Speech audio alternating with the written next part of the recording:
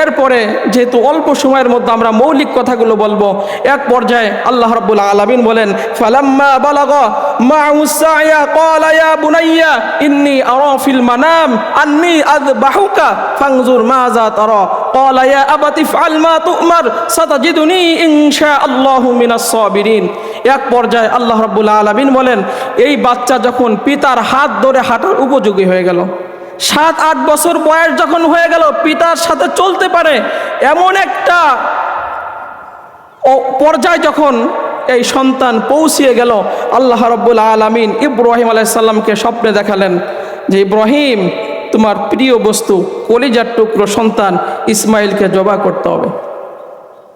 কোরআন কিন্তু সেইটাই বলে যে ইন্নী আরা ফিল মানাম, আমি স্বপ্নে দেখলাম, আন্নী আযবাহুকা, তোমাকে জবাই করতেছি। আন্নী আযবাহুকা, আমি স্বপ্নে দেখছি তোমাকে জবাই করতেছি।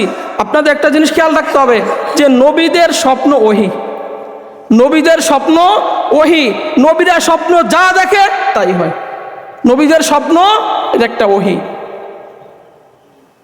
সম্মানিত ভাইরা আমার, এক পর্যায়ে আমরা সকলেই জানি, ছেলে এখানে একটা জিনিস দেখেন, সারা জীবন সাধনা করে কলিজার টুকরা সন্তান আল্লাহর কাছ থেকে বুড়াকালে পাইলেন, কত স্নেহের, কত মায়ার, কত ভালোবাসার। দুনিয়াতে আসার সাথে সাথে আল্লাহ তো কইছে নির্বাসন দিয়ে দাও, যা আমরা জুমার সময় আলোচনা করছি, নির্বাসন দিয়ে দিল।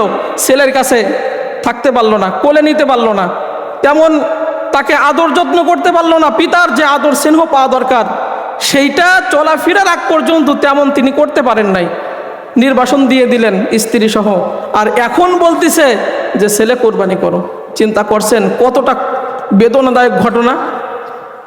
এই ডিসিশন নিতে একজন পিতার কতটা কষ্ট হয়। আপনি আপনার সন্তানের জন্য এই মুহূর্তে কি ডিসিশন নিতেন? বলতেন আল্লাহর বিধান সব বাদ, আমি এগুলো মেনে নিতে পারছি না। অথচ ইব্রাহিম শুরু থেকে বলতেছে আসলামতু লিরাব্বিল আলামিন, আল্লাহ আপনার প্রত্যেকটা সিদ্ধান্ত আমি মেনে নিব। আর এখানেও বলছে যে প্রত্যেকটা জাতির জন্য আমি কুরবানি নিয়ম করে দিয়েছি, ফা ইলাহুকুম ইলাহু ওয়াহিদুন ফালাহু আসলিমু, তোমাদের এক ইলাহ হচ্ছে আল্লাহ, আর ফালাহু আসলিমু, তোমাদের ওই আল্লাহর প্রত্যেকটা সিদ্ধান্ত মেনে নিতে হবে।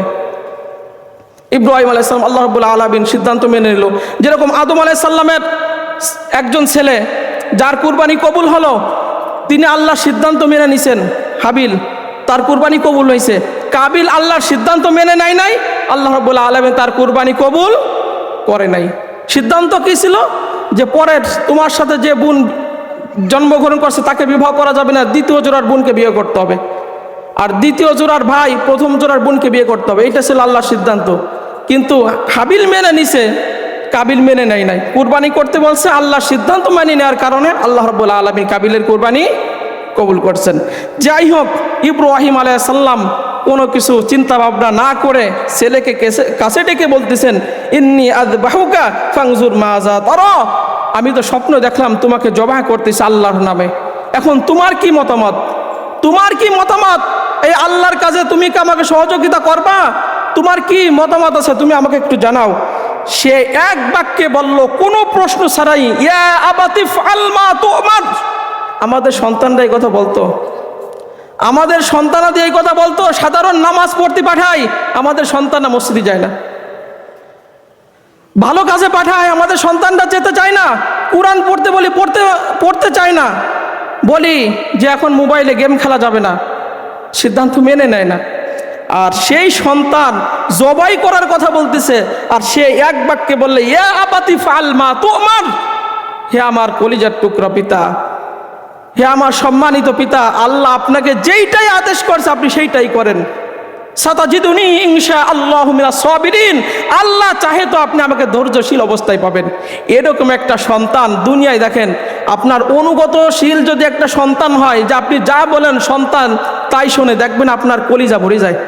আল্লাহ যে আমাকে এমন একটা সন্তান দিছে যে আমার অবাধ্য আচরণ এই সন্তানটা কখনো করে না। আর দুনিয়ার কোনো সন্তান যদি পিতা মাতার অবাধ্য আচরণ করে, আল্লাহ রাব্বুল আলামিন বলেন, কদ হারামাল্লাহু আলাইহিল জান্নাহ, আমার জান্নাত ওই বান্দার জন্য হারাম হয়ে যায়। এই জন্য দুনিয়ার যারা সন্তান আছে, পিতা মাতা যদি কেটে টুকরা টুকরা করে দেয়, একমাত্র শিরিক বাদে, শিরিক করার আদেশ দিলেও মানা যাবে না, কিন্তু সৌজন্যমূলক পিতা মাতার সাথে আচরণ করতে হবে। কড়া ভাষায়